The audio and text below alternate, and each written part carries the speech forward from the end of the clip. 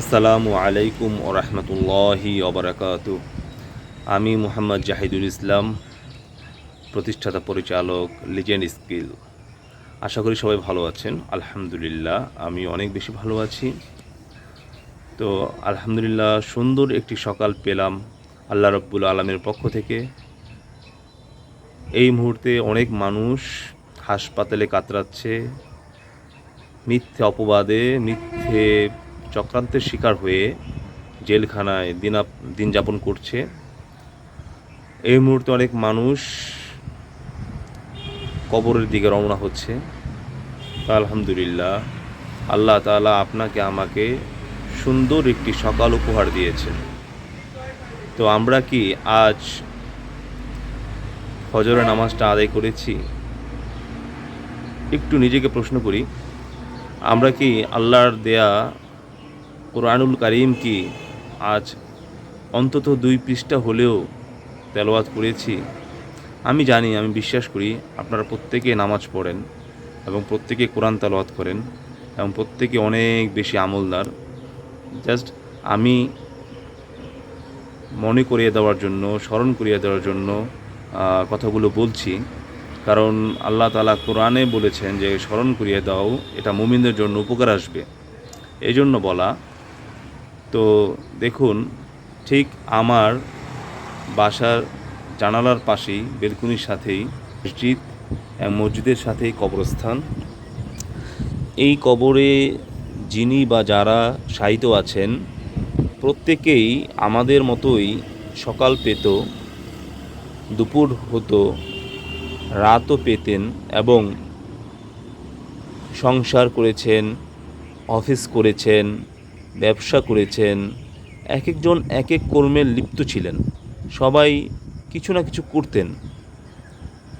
মহান আল্লাহ রাব্বুল আলামিনের ডাকে সাড়া দিয়ে তারা আজ চিরনিদ্রায় শায়িত। কার কি হালত এটা আল্লাহ রাব্বুল আলামিনই ভালো জানেন। তো জাস্ট এইটুকু বলবো যে আমাদেরকেও এই কবরের বাসিন্দা হইতেই হবে। সেটা কে কখন হবে একমাত্র আল্লাহ পাকই জানেন, কিন্তু যেতে হবে এটা ফর শিওর। তো এই জন্য আমাদেরকে আমাদের যে কবরের সামানা, নেক আমল, সেটা আমাদেরকে অর্জন করতে হবে, কামাই করতে হবে জীবিত থাকা অবস্থায়। তো এই জন্য আমাদের আখলাক, আমাদের মুআমালাত, মুআশারাত, এই জিনিসগুলো সুন্দর করতে হবে।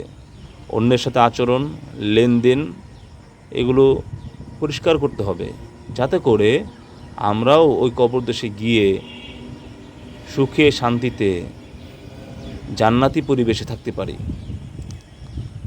তো আমি ব্যক্তিগতভাবে আপনাদের সকলের কাছে দোয়া চাই এবং আপনাদের সকলের জন্য আমিও মন থেকে দোয়া করি, যাতে আমাদের প্রতিটি মুহূর্ত আল্লাহর আদেশ ও নিষেধ অনুযায়ী চলতে পারে এবং নবী করিম সাল্লাল্লাহু আলাইহি সাল্লামের সুন্নত মোতাবেক আমরা চলতে পারি।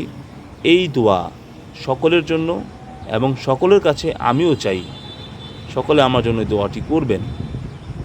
দেখুন, দুনিয়াতে গাড়ি বাড়ি, ধন দৌলত এই আছে এই নাই। এই ছোট্ট জীবনে কত টাকা ইনকাম হয়েছে, কত টাকা খরচ হয়েছে, তার কোনো হিসাব নেই। দিন শেষে আমি আপনি সবাই একা, সবাই খালি হাতে চলে যাব, কেউ থাকবো না। তবে আমাদের নেক সন্তান রেখে যাওয়া উচিত, যা সদকা জারিয়া হিসেবে কাজ করবে।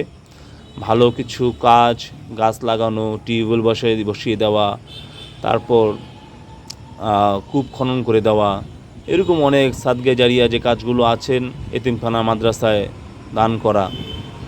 তো এই বা অন্য যেই মেয়েদের বিয়ে হচ্ছে না টাকার অভাবে, তাদেরকে বিয়ে দিয়ে দেওয়া, অনেক ভালো ভালো কাজ আছে যা আমরা আমাদের সামর্থ্য অনুযায়ী করতে পারি। তো আমরা আসুন না প্রতিদিন কিছু না কিছু ভালো কাজ করি, প্রতিটি অভাব, দুস্থ, অসহায় মানুষের পাশে দাঁড়াই। আল্লাহ আমাকেও কবুল করুক, আপনাদেরকেও কবুল করুক। তো আর দীর্ঘায়িত করব না। ধন্যবাদ মনোযোগ সহকারে আমার কথাগুলো শোনার জন্য। তো আবার কথা হবে ইনশাআল্লাহ। সেই পর্যন্ত সকলেই ভালো থাকুন, সুস্থ থাকুন। আল্লাহ হাফেজ। আসসালামু আলাইকুম রহমতুল্লাহ।